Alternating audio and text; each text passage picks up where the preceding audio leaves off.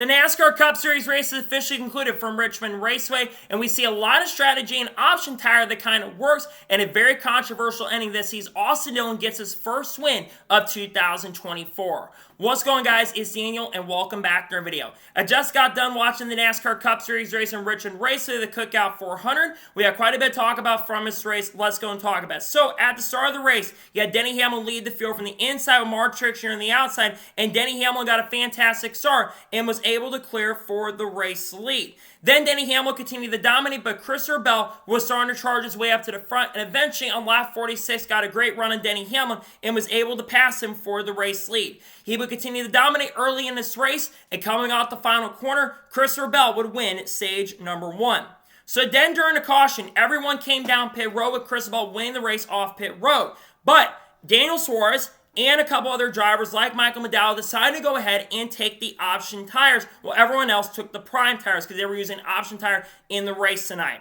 So then on the restart, you had Christopher Bell lead the field from the inside with Denny Hamlin on the outside, and Christopher Bell got a great restart and was able to clear for a second, but there was a great battle between Christopher Bell and Denny Hamlin for about 4 or 5 laps, but eventually Denny Hamlin clearing for the race lead. But then eventually Daniel Suarez, who was on the option tire, was really starting to come into play. On a lap number 93, he got a great run on Christopher Bell and Denny Hamlin and was able to clear for the race lead, and he started pulling away.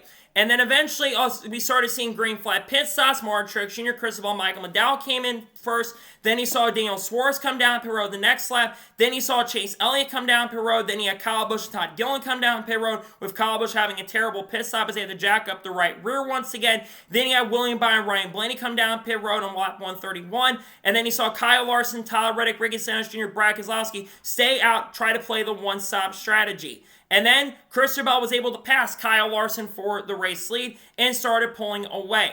And as the cycles continued to go on, we saw Tyler Reddick and Larson finally come down pit road. And then eventually the second stop started happening where Ryan Preece and Austin Cindric came down pit road. And then it was just basically a strategy race throughout the end of the event, with eventually all leaders coming down pit road. And this handed the lead to Christopher Bell.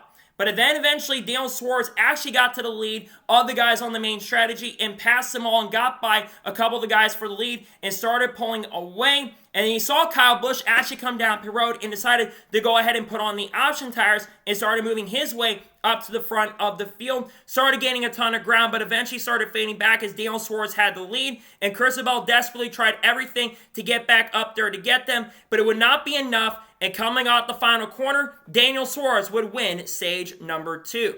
And then all the lap cars would then come down pit road with Christopher Bell winning the race off of pit road. So then on the restart, everyone taking the option tires. You had Christopher Bell lead the field from the inside with Daniel Suarez on the outside, and Christopher Bell got a fantastic restart and was able to clear for the race lead. As the run continued on, Mark Truex Jr. radio in, he was starting to have some engine issues and some engine trouble, and basically started falling back, and eventually he fell out of this race with an engine failure, putting him in a major difficult position. And then we started seeing green flag pit stops once again with John Nemechek and Harrison Burton coming in first. Then he had Kyle Larson come down pit road on lap 278. Then he had Alex Bowman, William Byron, Denny Hamlin come down pit road. Then he had all this stuff started to happen with Christopher Bell eventually coming down pit road along with Bubba Wallace, Austin Dillon, Ross Chastain. But then everything would change. With 120 laps to go, Christopher Bell would get a penalty for speeding on pit road, taking him out of contention in this race. Tough break for Christopher Bell, who had the fastest car, but you can't speed on pit road. And this is when Joe Gibbs Racing's race started unraveling at the time.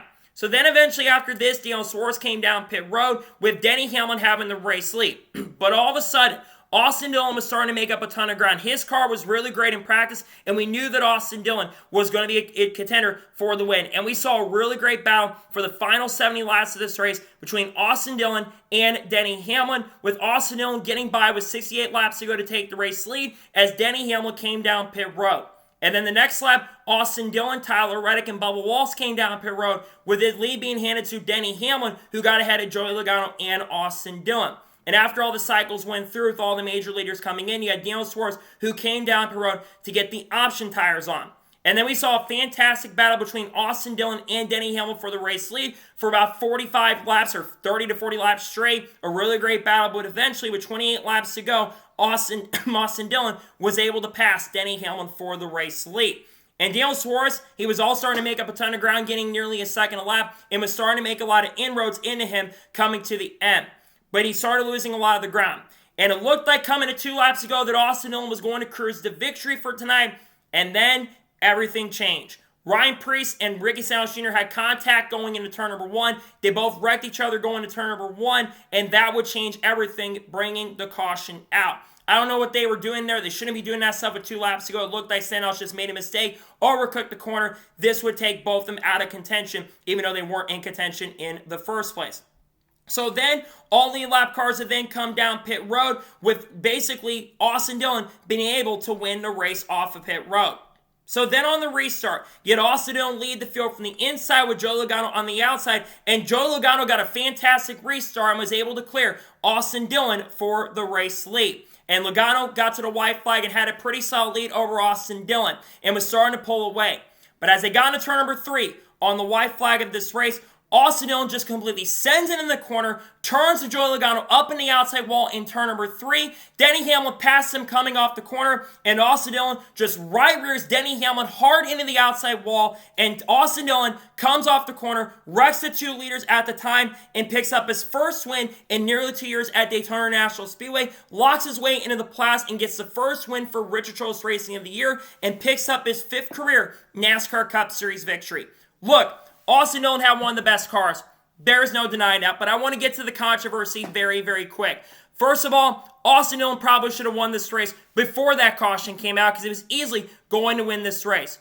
But what he did on the last lap of that race was just completely unacceptable. Basically, he goes up and wrecks Joey Logano. Now, Joey Logano did even say in his post-race interview that he was expecting a bump and run. But he drives 4/10 in the corner and sends it to Joey Logano and just flat out wrecks him, man. Just completely inexcusable and uncalled for to do that half a second back. And then he right rears Denny Hamlin down the straightaway.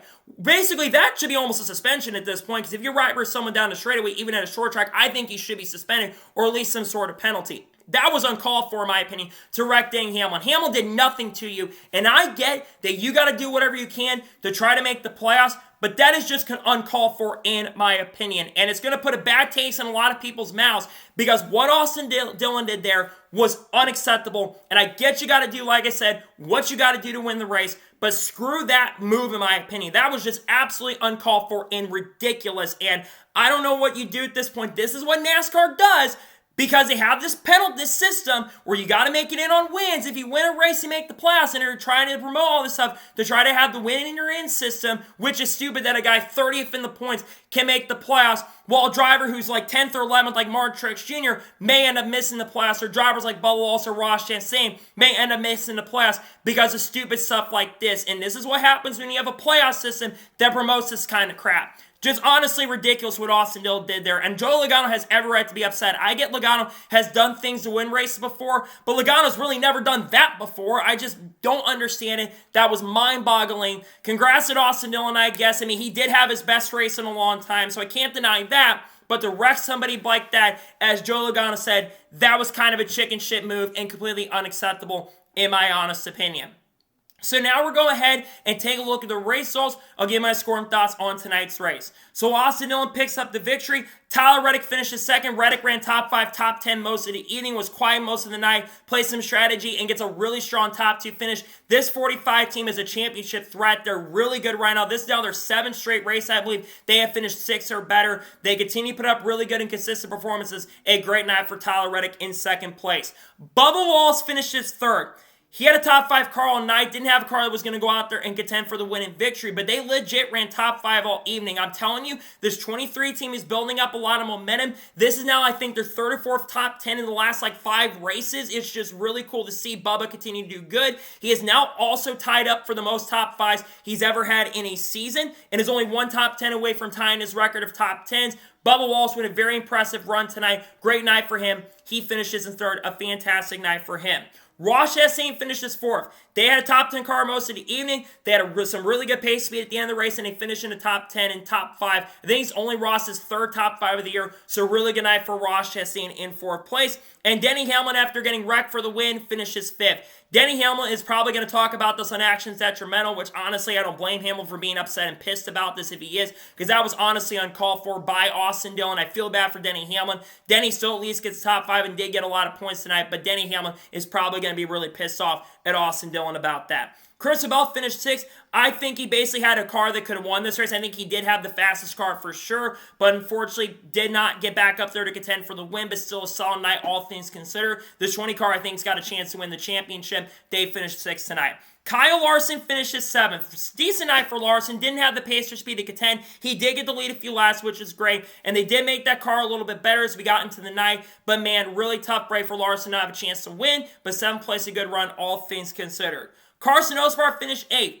Legit ran top 10 most of the evening, ran around the 8th to 11th range, and they back it up with another great run. Carson ran really good here in the Truck Series, so it's not a shock and surprise to see him run as good as he did today. Good run for Carson Osbar in 8th. Chase Elliott finished 9th. Quiet night for Chase Elliott. Got some stage points. I think he might make up a little ground on Kyle Larson, even though Larson did get some stage points in stage number 2, while Elliott did not. But still, Chase Elliott finishes 9th. Not a bad night. Another top 10 for him, but it could have been better. And Daniel Suarez actually finishes 9th in this race. They're actually changing results week. Actually, Denny Hamlin finishes way back for some reason. They keep changing results. So Daniel Suarez finishes 9th. Solid night for him, all things considered. And Ryan Blaney finishes in 10th. Ryan Blaney with a very solid run, all things considered, night to get a top 10. Kyle Busch somehow finishes 11th. Kyle Busch struggled all night, but he recovers a little bit to get a top 11. Decent night for him. William Byron finishes 12th. Quiet night, ran top 15 most of the evening to get a decent performance. Josh Berry finished 13th. Expected more from him. He qualified really well, but he faded at the end. He finishes 14th. They keep changing results, and things keep changing with the leaders. Actually, Hamlin's now being credited with a second place finish. They keep changing results. So Josh Berry finished 14th. Michael McDowell finishes 15th. Todd Gillen finished 16th. Brad Keselowski gets top 20 and 17th. Chris Buescher finished 18th. Joe Logano finishes 19th. And after getting wrecked for the win, basically, I feel bad for Logano. Had one of his best runs all of the year. He finished 19th, and Noah Gragson finished 20th. Ty Gibbs finished 21st. A really disappointing night for Ty Gibbs tonight. Just not a great night overall. Finishes in the back. Not a great night for him. He will unfortunately get a really bad finish tonight. Chase Briscoe finished 22nd. Zane Smith finished 23rd. Austin Cindric finished 24th. Ryan Preece finished 25th. Ty Dillon finished 26th. Justin Haley finished 27th. Alex Bowman, a disappointing night for him. He finished 28th. Eric Jones finished 29th. Daniel Hemrick finishes 30th. John Nemechek finished 31st. Terry Suburban finished 32nd. Riley Hurts finished 33rd. Corey LaJoie finished 34th. Parker Reslap finished 35th. Ricky Stenhouse Jr. finished 36th. And finishing last in 37th is Martin Truex Jr.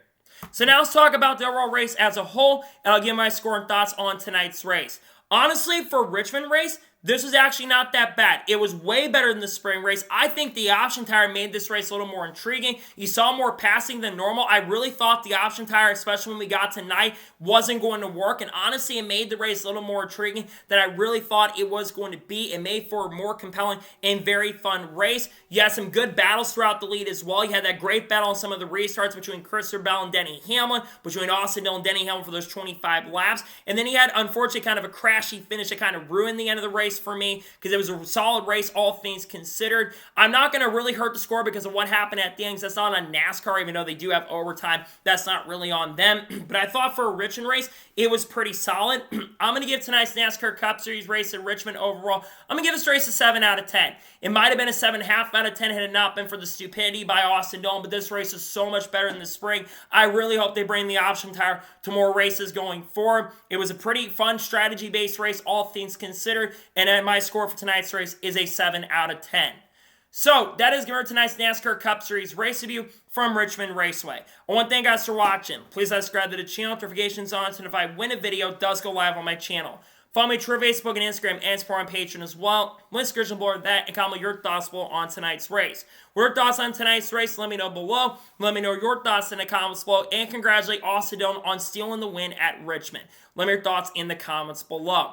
Tomorrow on the channel, we'll have a NASCAR news video discussing news over the course of the last couple of days. We'll talk about drivers maybe like SVG and maybe Haley Deegan among other drivers throughout the week as well. We've got other videos coming. We're going to be doing playoff predictions for the Truck Series on Tuesday, and we've got a lot of great content dropping over the course of the next couple of days that I cannot wait for you guys to check out as we head to Michigan. So anyways, like I said, I want to thank you guys for watching tonight's episode, and I'll see you guys next time for more great, awesome NASCAR content and other motorsports content on the channel like this. Take care, everybody.